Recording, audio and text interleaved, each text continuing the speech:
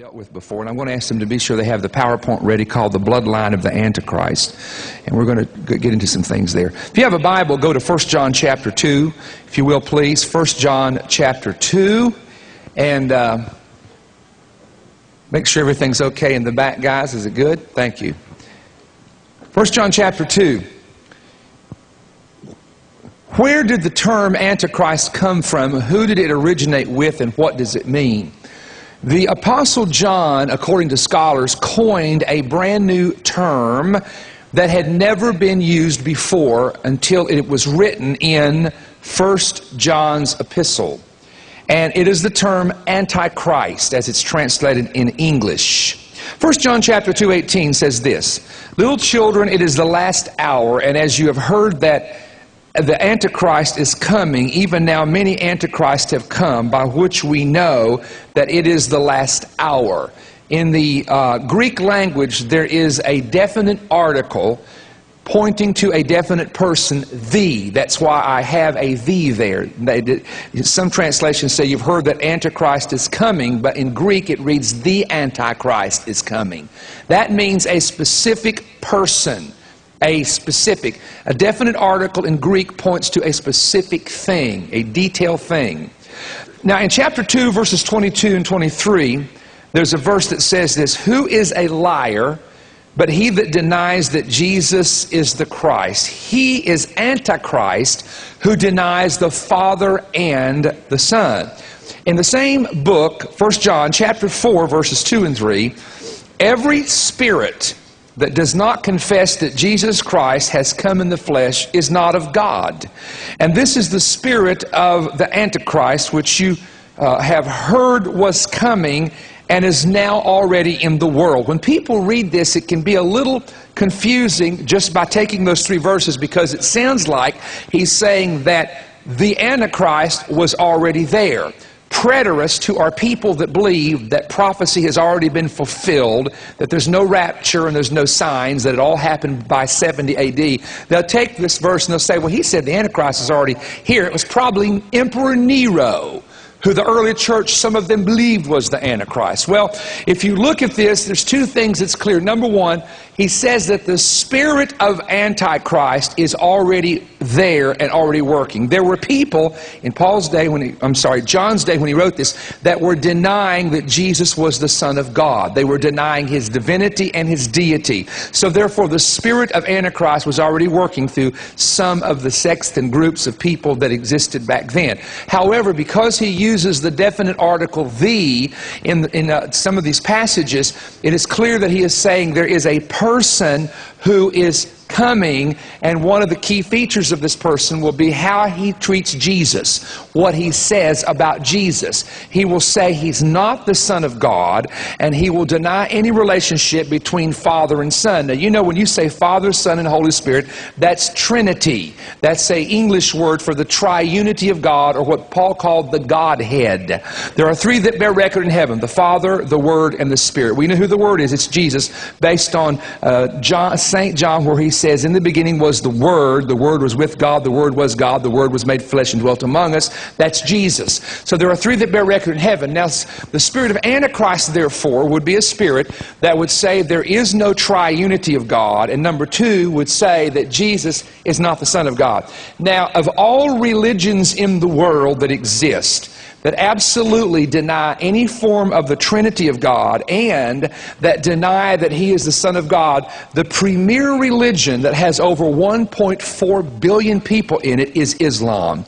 If you were to talk to a Muslim, you would find out, if they're moderate, that they would say that Christianity and Islam are closely connected. We believe in the same God, the God of Abraham. They believe in the Torah. They believe in the Psalms and the four Gospels. The only thing is, they believe that our translation of the Bible has been changed by the Jews, that it's not the real translation, that the Quran has the original version in it. But they would also say that you believe in fasting, we believe in fasting, you believe in praying, we believe in praying, you believe in tithing or charity and offerings, we believe in tithing, charity and offerings, you believe in angels, we believe in angels, you believe in judgment, we believe in judgment, you believe in hell, we believe in hell, you believe in paradise, we believe in paradise. And I've heard them go down the list, and I'd say, interesting, interesting, interesting, wow, interesting. While we we really do believe a lot of the same thing. Then I'd say this. What do you think about Jesus? What do you think about Jesus? You got that song, don't you? When we get to Jesus, here's what happens. There's a whole change. I would say Jesus was conceived of the Holy Spirit through Mary. They would say, the Quran says that. I would say that he was born through the Holy Spirit supernaturally. The Quran says that. I would say he's the Son of God. Hold it. That's where it stops. Because they do not believe that Allah or God has a son, that he is not begotten, nor does he begot. Therefore, Jesus was never the Son of God. He is equal to one of the 27 great prophets that Islam calls the great prophets, including Abraham, Moses, David, etc., Noah. But however, he cannot be the Son of God because God has no son. Now there, my friend, is the sticking point. And there, my friend, is where all of the arguments are coming down right now, even in the United States of America. Because if you do away with Jesus being God's son, you have to do away with his priesthood. If you do away with his priesthood, you have no way to get to heaven. So then you've got to come up with your own way of getting to heaven. The saddest thing I ever heard a Muslim tell me was this year in Jerusalem when he and a Muslim friend of mine invited me to dinner. And this guy is, I'm telling you, he is like a true friend. He's one of the friendliest men I've ever met in my life. And you can talk about the things of God and you can watch his eyes well up with tears. One of the saddest things was when I looked at my friend and said, how do you know you're going to heaven? And he looked at me and he said, I don't. And I said, no, wait a minute. You're a practicing Muslim. You go to the mosque. You take a % of the total money you make every year and give it to charity. How do you know you're going to heaven? Here's what he said. He said, when I die and I step on the scales, if I have done good deeds, enough good deeds, it will outweigh anything bad I've done, then God will give me access to paradise. Now, can I say something to you? Can you imagine having a belief system or being a part of a religion that you don't know the whole time you're living where you're going?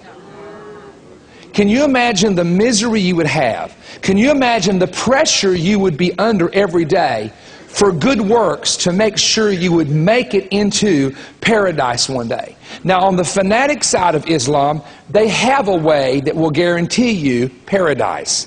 I'll let you guess what that is. Jihad, killing innocent people.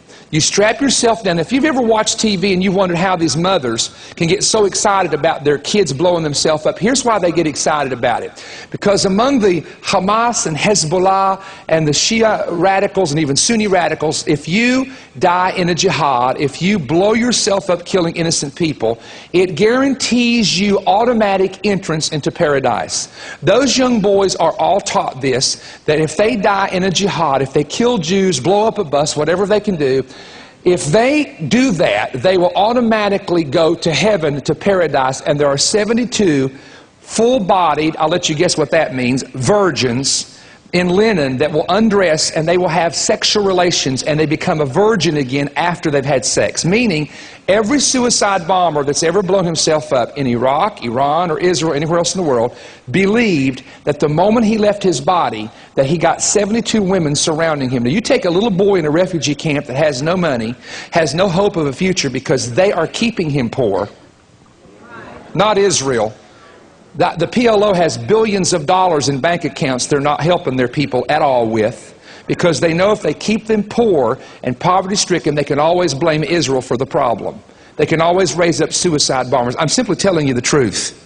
And so these boys think that, now not only does the boy allegedly get 72 virgins, but the family gets 25 family members who automatically have access to paradise.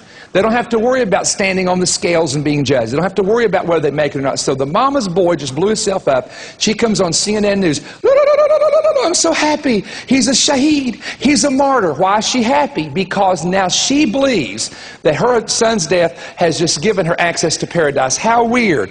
God sent his son to shed his blood to guarantee you access to heaven, and Islam thinks they have to kill their sons to get there. See what a twist it is. See how corrupted it's become. See the difference between the two belief systems.